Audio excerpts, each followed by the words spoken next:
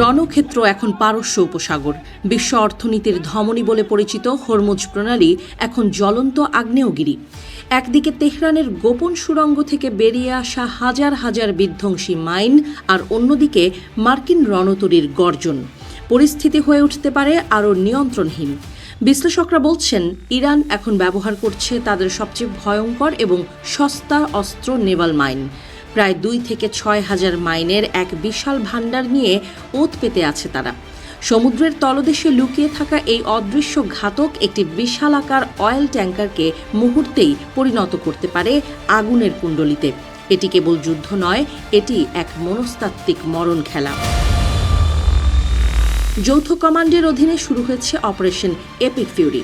মার্কিন গোয়েন্দা রিপোর্ট বলছে, ইরান ইতোমধ্যেই রকেট এবং ছোট নৌকার সাহায্যে সমুদ্রের বুক জুড়ে বিছিয়ে দিচ্ছে মাইনের জাল।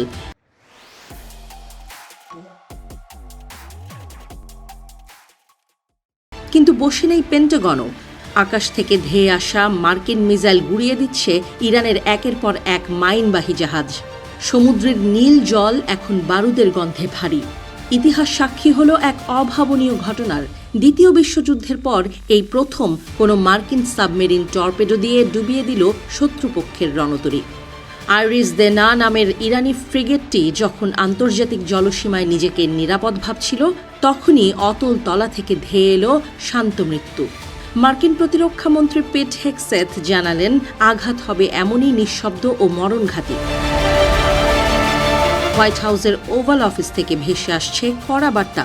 প্রেসিডেন্ট ডোনাল্ড ট্রাম্প সামাজিক যোগাযোগ মাধ্যমে সরাসরি হুমকি দিয়ে বলেছেন, যদি একটি মাইনও সরানো না হয় তবে ইরান এমন পরিণতি দেখবে যা তারা আগে কখনো কল্পনাও করেনি। এই উত্তেজনার সরাসরি প্রভাব পড়েছে সাধারণ মানুষের পকেটে। বিশ্ববাজারে তেলের দাম ইতোমধ্যেই $100 ছুঁই ছুঁই। প্রতিদিন 20 মিলিয়ন ব্যারেল তেল এই পথ দিয়েই যায়। যদি এই পথ বন্ধ হয়ে যায় তবে থমকে যাবে বিশ্বের চাকা।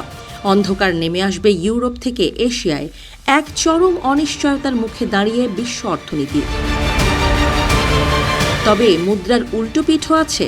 মার্কিন নৌবাহিনীর পুরনো মাইন সুইপার জাহাজগুলো বিদায় নেয়ায় তৈরি হয়েছে এক বিশাল শূন্যতা। নতুন ইন্ডিপেন্ডেন্স ক্লাস জাহাজগুলো কি পারবে এই অগ্নিকুণ্ডে টিকে থাকতে? ফাইবার গ্লাসের বদলে মেটাল বডি হওয়ায় এগুলো কি চৌম্বকীয় মাইনের সহজ টার্গেট হয়ে উঠবে না? এই প্রশ্নই এখন ভাবিয়ে তুলছে মার্কিন সামরিক বিশেষজ্ঞদের।